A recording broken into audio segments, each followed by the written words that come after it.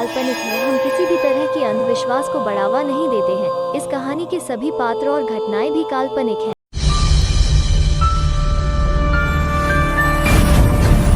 ये पहली बार नहीं था जब सिया रोई थी, क्योंकि अब तक वो इतना कुछ खो चुकी थी कि मानो दुख से उसकी दोस्ती हो गई हो और आंसू उसकी पलकों पर होते थे। पर आज बात अलग थी। वो अपनी माँ की तस्वीर को देखकर रोए जा रही थी। वो इतनी तकलीफ में थी कि रोते रोते 2 घंटे कब बीत गए उसे पता ही नहीं चला। अपनी माँ की तस्वीर को देखकर वो एक ही बात बार बार दोहरा रही थी कि क्या रिश्ता है उसका उस लड़के रोशन से। इतने में उसकी माँ की आत्मा वहाँ प्रकट हो गई। अपनी माँ को अपने सामने देखकर उसकी खुशी का ठिकाना नहीं था। पर इसके बाद जो उसकी माँ ने उसे बताया, उसे सुनकर उसके पैरों तले ज़मीन खिसक गई। कुछ महीने पहले सिया सॉलोमन क्रीक में रहने आई थी। उसका एडमिशन हाई स्कूल में हुआ था। एडमिशन के दिन से ही उसने स्कूल जाना शुरू कर दिया था। धीरे धीरे वो कार्ला और शॉन के करीब आई और वो दोनों उसके बहुत अच्छे दोस्त बन गए। वो सब ज़्यादातर नाइट आउट करते थे। शॉन सुपर नेचुरल एलिमेंट पर रिसर्च करता था। इसके अलावा वो ग्रीन मैजिक करने में भी माहिर था। हालांकि उसे ये शक्तियाँ शैतानों से मिली थी। सिया, शॉन और कार्ला तीनों ही नाइट एडवेंचर किया करते थे, जिसमें सिया और शॉन दोनों के पास मैजिकल पावर्स थी। और शायद यही वजह थी कि वो दोनों उस सुनसान जंगल में जाने से बिल्कुल भी नहीं डरते थे। पर कार्ला वो मासूम थी, उसके पास कोई मैजिकल पावर नहीं थी। वो उस जंगल में जानवरों की अजीबोगरीब आवाज़ें सुनकर ही घबरा जाती थी। पर फिर भी सिया और शॉन को अपनी हर मुसीबत का सहारा मानकर उन दोनों के साथ जंगल में आती थी, क्योंकि उसे पता था कि जब तक उसके दोस्त उसके साथ हैं तब तक उसका कोई कुछ नहीं बिगाड़ सकता। अब तक वो तीनों वेयरवुल्फ के बारे में काफ़ी कुछ जान चुके थे, पर अब भी वो वेयरवुल्फ किंग को ढूंढने में नाकामयाब थे। पर सिया को ये नहीं मालूम था कि उसकी ये तलाश उसकी ज़िंदगी की सबसे बड़ी सच्चाई से उसका रूबरू कराएगी।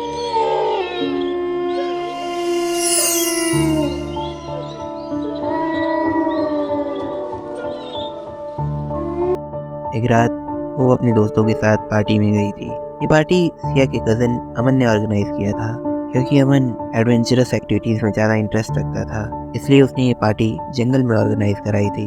कार्ला के कहने पर सिया अपने क्लासमेट दानिश से बात करने के लिए उसके पास गई। अभी उन दोनों ने कुछ बात की ही थी कि दानिश ने एकदम से कहा, तुम यहाँ क्या कर रही हो, यहाँ से चली जाओ। उसकी इस रूड बर्ताव को देखकर सिया को बहुत गुस्सा आया। वो उस पर गुस्से से चिल्लाई। इसके बाद वो वहाँ से चली गई। जंगल काफ़ी सुनसान था। उसके कदमों की आवाज़ उसे साफ सुनाई दे रही थी और दानिश को भला बुरा कहते हुए जंगल के उस खौफनाक अंधेरे में बस आगे चलती जा रही थी।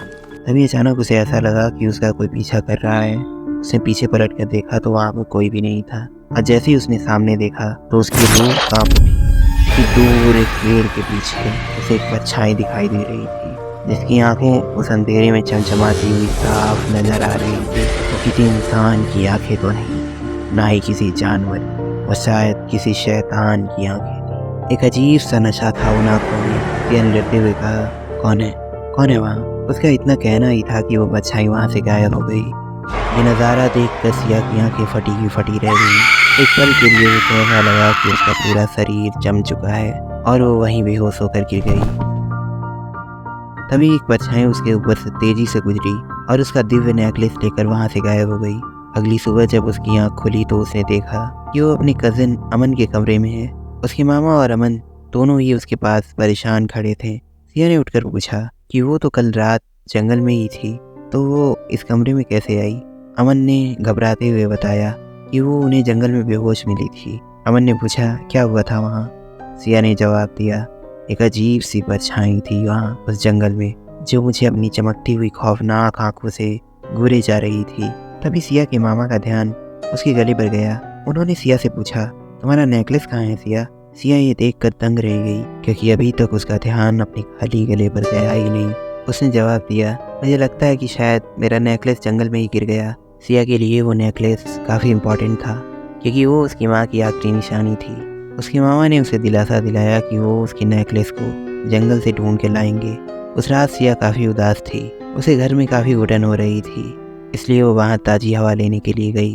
वो रोते हुए अपनी किस्मत को दोष देते बस आगे चली जा रही थी। और दोष भी क्यों ना दे, क्योंकि देखा जाए तो ये उसकी किस्मत ही थी जिसने उससे उसका सब कुछ छीन लिया। चलते चलते अचानक उसने ऐसा कुछ देखा जिसे देखकर उसका पूरा बदन सफ़ेद पड़ गया। उसने देखा कि एक भेड़िया उसकी तरफ चला आ रहा है। वो भेड़िया आम भेड़ियों से कुछ ज़्यादा ही बड़ा था। वो भेड़िया उसके एकदम करीब आ गया। सिया को ना जाने क्या हो गया था। उसने प्यार से भेड़िए के सर पर अपना हाथ रख दिया। सिया को उस भेड़िए की आंखों में एक अजीब सी मासूमियत दिखाई दे रही थी। उस भेड़िए ने सिया को एक खरोच तक नहीं पहुंचाई। ये बात काफ़ी अजीब। वो भेड़िया धीरे धीरे उससे पीछे हटा और अंधेरे में कहीं गायब हो गया। ये नज़ारा देखकर सिया पत्थर की मूर्ति की तरह जम गई। तभी वहाँ अमन आ पहुंचा। उसने सिया को देखकर पूछा कि तुम यहाँ पर क्या कर रही हो?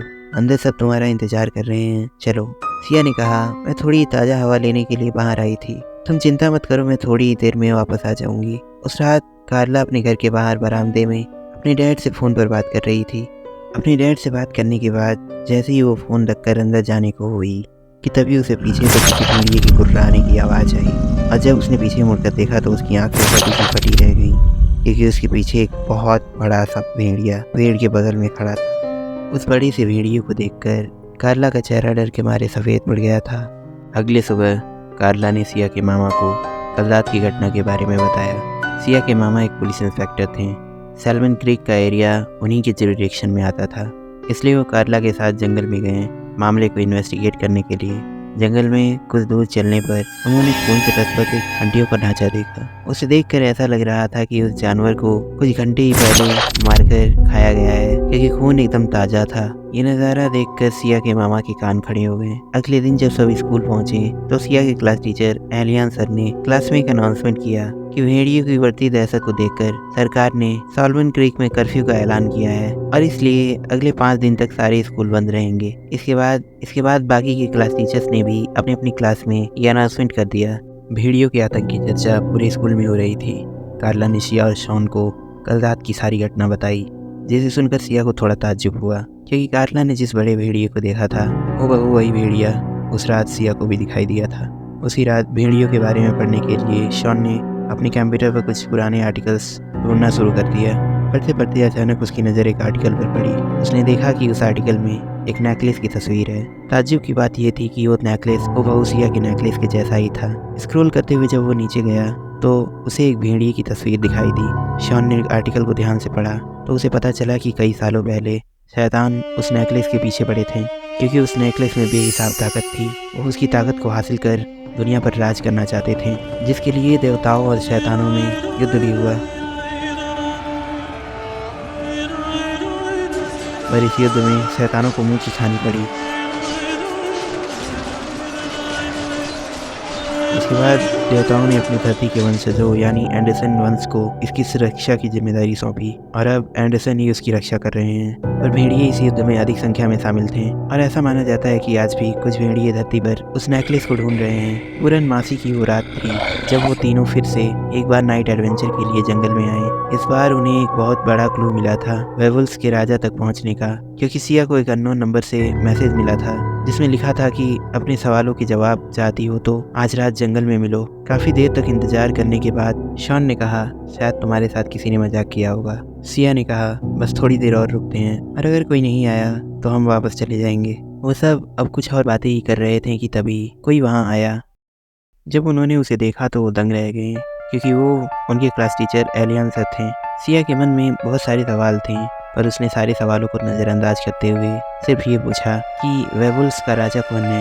एलियन सर ने बताया कि वेवुल्स का राजा कोई और नहीं, दानिश ही है। ये सुनकर सिया के चेहरे का रंग ही उड़ गया। हिम्मत करके उसने अपना दूसरा सवाल पूछा कि उस रात पार्टी से लौटते वक्त जो परछाई उसे पेड़ के पीछे दिखाई दी थी वो कौन था। एलियन ने कहा, ऐसे अभी बहुत से राज हैं जो तुम्हारी माँ ने तुमसे छुपाया है। इस सवाल का जवाब सिर्फ वही दे सकती है। फिलहाल के लिए मैं बता दूं कि उसका नाम रोशन है। ये सारी बातें बताने के बाद वो वहाँ से चले गए।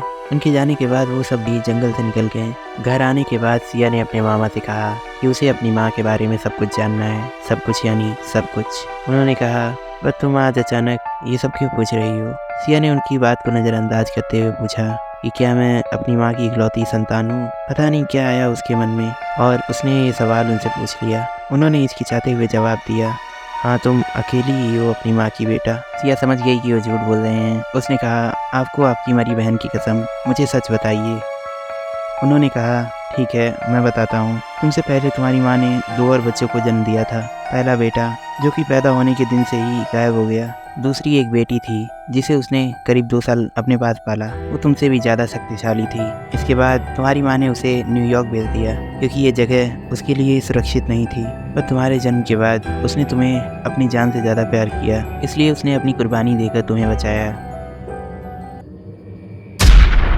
सिया ने अपनी माँ से कहा, तो बताइए क्यों दूर रखा आपने मुझे मेरे भाई और बहन से। उसकी माँ ने कहा, मुझे माफ़ कर दो मेरी बच्ची, पर मैं मजबूर थी। ये भविष्यवाणी हुई थी कि मेरी तीनों संतान अलग अलग परिस्थितियों को झेलेंगी। मैं एक माँ हूँ, अपनी संतानों को मुसीबत में कैसे देख पाती, इसलिए मैंने सबको अलग अलग और अच्छी जगह भेज दिया जहाँ सब सुरक्षित रह सकें। सिया ने हकलाते हुए कहा, तो वो लड़का। उसकी माँ ने उसे बीच में रोकते हुए कहा, हाँ, रोशन तुम्हारा भाई था। बचपन में वो एक आम इंसान के बच्चे की जैसा ही था, इसलिए मैं चाहती थी कि कम से कम मेरा एक बच्चा खुशी से अपनी ज़िंदगी जी सके। पर मेरा ये सपना भी शीशे की तरह टूटकर चकनाचूर हो गया। ये सब सुनने के बाद सिया को ऐसा लग रहा था कि जैसे किसी ने उसके दिल पर पत्थर रख दिया हो। वो समझ चुकी थी कि उस रात वहाँ उस जंगल में उस पेड़ के पीछे जो परछाई उसे घूर रही थी वो कोई और नहीं बल्कि उसका भाई ही था। वो वही था जिसने सिया के गले से उसका नेकलेस निकाला था। ऐसा उसने इसलिए किया था क्योंकि वो जानता था कि वेयरवुल्व्स को इसी की तलाश है और वो इसे पाने के लिए सिया को नुकसान भी पहुंचा सकते थे।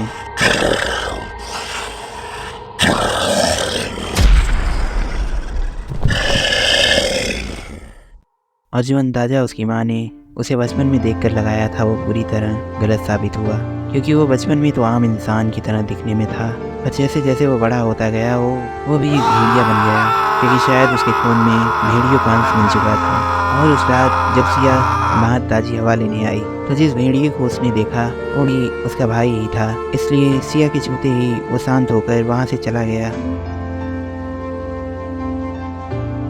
उस रात जब जंगल में सिया के मामा भेड़िए की थियरी को इन्वेस्टिगेट कर रहे थे तो वो उन्हें अपनी सच्चाई बताने आया था कि वो उनका भांजा है,